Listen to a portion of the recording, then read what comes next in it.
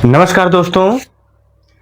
इस समय जो जनगणना 2027 का कार्य चल रहा है और हमारे प्रगणक भाई बहन हैं, उनकी ड्यूटी सर्वे कार्य में लगाई गई है। तो उनकी हेल्प के लिए मैंने ये वीडियो बनाया है और मेरे लगातार मैं अलग अलग पॉइंट्स पर बना रहा हूँ जो आप लोगों की हेल्प करेंगे।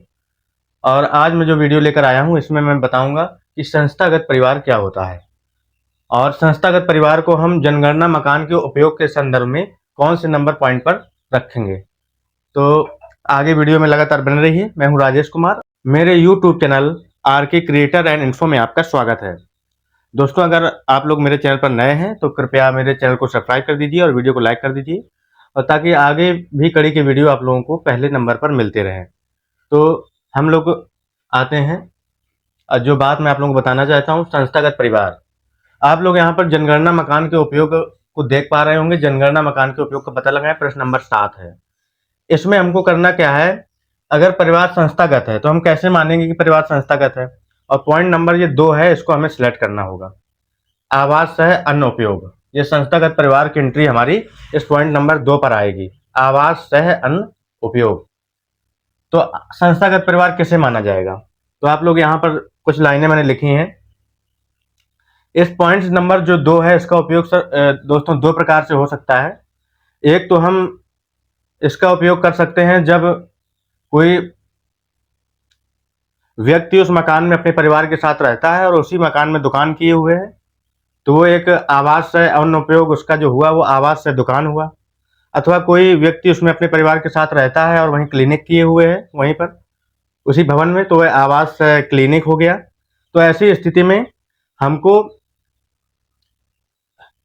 जो मैंने ये बातें आप लोगों को बताई, परिवार का प्रकार बताया, अगर वह संस्थागत परिवार में नहीं है तो उसको सिर्फ हम क्या करेंगे, यहाँ से आवास से अन्य उपयोग यहाँ पर क्लिक कर लेंगे और उसके बाद वास्तविक उपयोग यहाँ पर दर्ज कर देंगे। ये लिखा है वास्तविक उपयोग दर्ज करें, तो यहाँ पर लिखा जाएगा आवास से दुकान, आवास से क्लिनिक, और इसके बाद हम सीधे अगला ऑप्शन पर क्लिक करके और आगे 34 प्रश्नों के जवाब देने के लिए आगे बढ़ जाएंगे।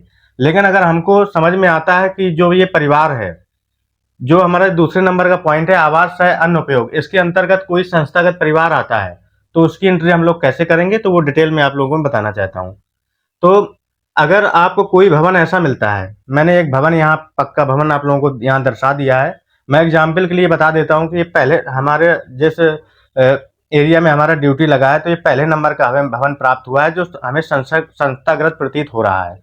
संस्थागत ने कैसे माना, अगर वह आवास है वृद्धाश्रम है, अगर वह आवास है छात्रावास है, अगर वह आवास है बोर्डिंग हाउस है, अगर वह आवास है जेल है, अगर वह आवास है आश्रम है, और अगर वह आवास है अनाथालय है।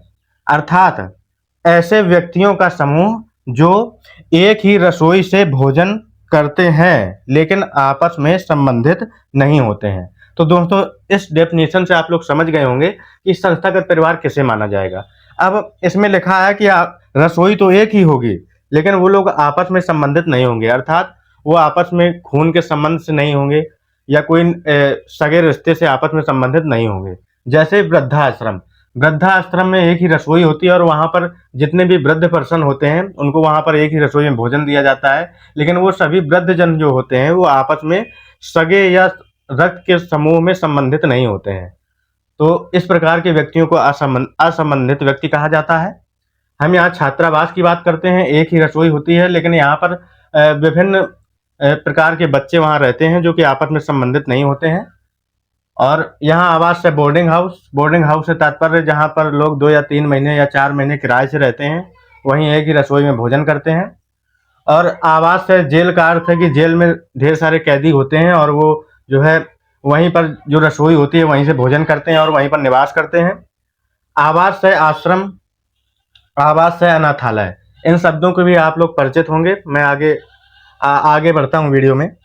और तो मैंने आप लोगों को बता दिया कि ऐसे व्यक्ति जो आपस में संबंधित नहीं होते हैं लेकिन एक ही रसोई में भोजन करते हैं, ऐसे व्यक्ति संस्थागत परिवार के अंतर्गत आते हैं। दोस्तों, आप लोग समझ गए होंगे कि संस्थागत परिवार क्या होते हैं, कैसे हम लोग इनका चयन कर सकते हैं। लेकिन कई मामलों में ऐसा होता है, यहाँ पर मैंने देखो लिख दिया है कई मामले, जैसे डाक बंगला, धर्मशाला, होटल, नर्सिंग होम, ये गैर आवासीय श्रेणी में आएंगे। मैंने यहाँ क्रॉस का सिंबल लगा दिया है। क्यों?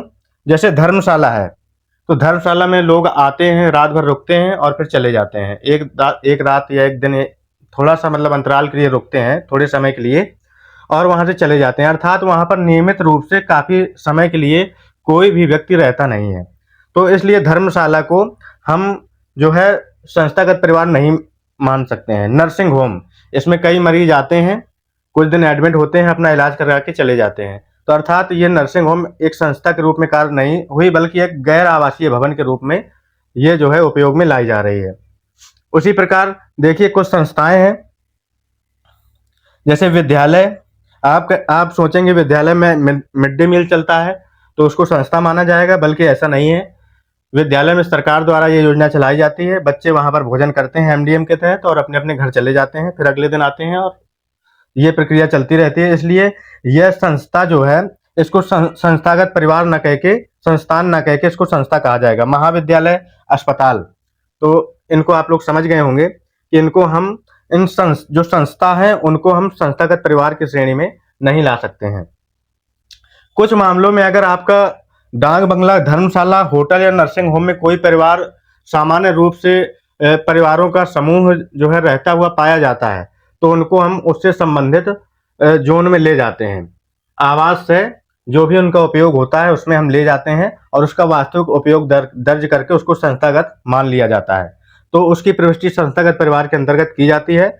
लेकिन सामान्यतः ये जो डाक बंगला, धर्मशाला, होटल, नर्सिंग होम है, इनको गैर आवासीय श्रेणी में ही, इनको गैर आवासीय जो भी ये आपको नंबर्स दिख रहे हैं उन्हीं में से सिलेक्ट करना होता है। दोस्तों, अगर हम लोगों ने पहचान लिया है कि जिस भवन में हम गए हैं वह संस्थागत है, तो ऐसी स्थिति में हम HLO ऐप पर इसको कैसे प्रदर्शित करेंगे और इसकी प्रविष्टियां कैसे दर्ज करेंगे, मैं आप लोगों को बताना चाहता हूं।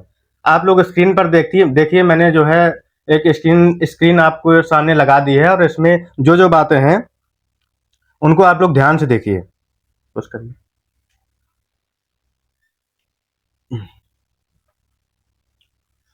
उसके पहले मैं आप लोगों को बताता हूं कि जैसे हमने बताया कि हम पहले भवन पर गए और वह हमारा संस्थागत परिवार के मामले में हमें मिला। अर्थात वह वृद्धाश्रम था या छात्रावास था या जेल था या आश्रम था, अनाथालय था, इस प्रकार का कोई हमें भवन मिलता है। हम एग्जाम्पल के तौर पे जैसे उसको हम देते हैं 1, भवन नंबर 1। तो अगर ये पहला ही हमने भवन दिखाया है तो इसका जो हमें HLO ऐप जो हमको मकान नंबर आवंटित करेगा वो करेगा 0001 मकान नंबर। और इसका जो दोस्तों, अगर हमने संस्थागत परिवार सिलेक्ट किया है तो इसका जो हमको परिवार क्रमांक जो हमें मिलेगा वो मिलेगा 999999, जो हमें स्वचालित रूप से ऐप देगा।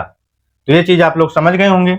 अब मैं बताता हूँ, स्क्रीन पर आप लोग देख लीजिए। यहाँ पर मैंने जो है आप लोगों को जो बातें बताई हैं, हमें करना क्या है कि जनगणना मकान के उपयोग का पता लगाने में हमें यहाँ पर दूसरे ऑप्शन का चयन कर लेना है, आवास सह अन्य उपयोग।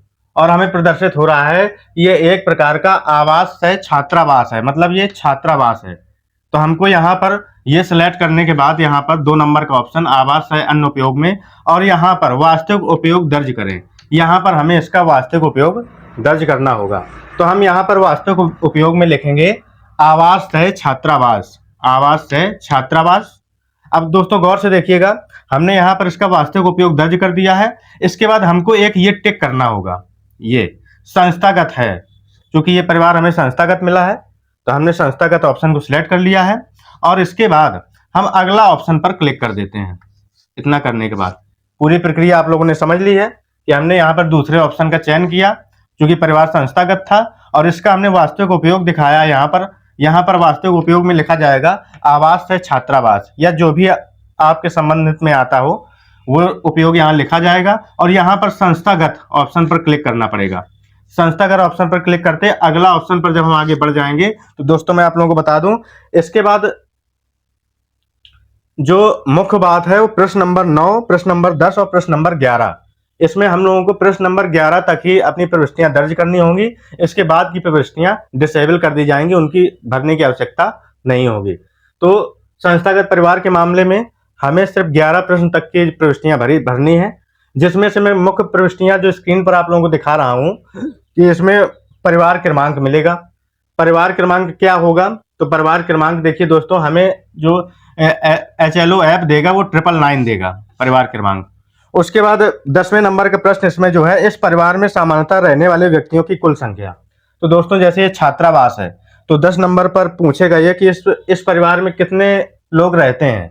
तो जैसे छात्रावास है तो वहां पर जितने बच्चे रहते हों जो है 50, 100, 150 या 200 या 250 या 500, इस तरीके से वो संख्या हमें जो है दर्ज करनी होगी। स्क्रीन पर आप लोगों को दिख रहा होगा। और उसके बाद 11वें नंबर का प्रश्न जो आपको लिखना होगा, परिवार के मुखिया का नाम। तो दोस्तों यहाँ पर संस्थागत परिवार के मामले में परिवार के मुखिया का नाम में कोई नाम नहीं लिखना है, बल्कि उस संस्था का जो प्रधान होता है, जो भी हेड होता है, उस पद का नाम लिखा जाता है। जैसे हम जो है वहां पर लिख सकते हैं, छात्रावास है तो वहां का जो हेड होगा वो वार्डन होगा, या जेल है तो जेल अधीक्षक होगा, या प्रिंसिपल होगा। परिवार के मुखिया का नाम भरने के बाद हम लोग स्क्रीन पर नीचे अगला ऑप्शन पर क्लिक करके आगे बढ़ जाएंगे, जिसमें हमें आगे के कोई भी प्रश्नों के जवाब नहीं देने होंगे, सीधे आखिरी में सबमिट का ऑप्शन आ जाएगा। तो इस तरीके से उसका जो वास्तविक पद है, पद को लिखना है, ना कि उसका नाम लिखना है। तो ये चीज़ें मैंने आप लोगों को समझाई। तो ये वीडियो आप लोगों को कैसा लगा? और मैंने जितना प्रयास था मैंने प्रयास किया आप लोगों को जितना मुझसे हो सकता था कि संस्थागत परिवार के संबंध में आप लोगों को कोई गलती ना हो, पूरी बातें समझ में आ जाएं। तो मैंने HLO ऐप में कैसे इसको विवरण दर्ज करना है वो भी बताया, और संस्थागत परिवार की परिभाषा और उससे संबंधित एग्जाम्पल मैंने आप लोगों को शेयर किए हैं। तो दोस्तों ये वीडियो आप लोगों को कैसा लगा ज़रूर बताइएगा, और कोई क्वेरी हो आप लोगों का तो कमेंट बॉक्स पर लिखिएगा, मैं समाधान करने की कोशिश करूँगा। और लगातार मेरे वीडियो देखे रहिए। एक रिक्वेस्ट है आप लोगों से कि अगर मेरे चैनल को आप लोग सब्सक्राइब कर दीजिए और वीडियो को लाइक कर दीजिए, और ताकि आगे भी आप लोगों को वीडियो मेरे मिलते रहें। वीडियो देखने के लिए आप लोगों का बहुत बहुत धन्यवाद।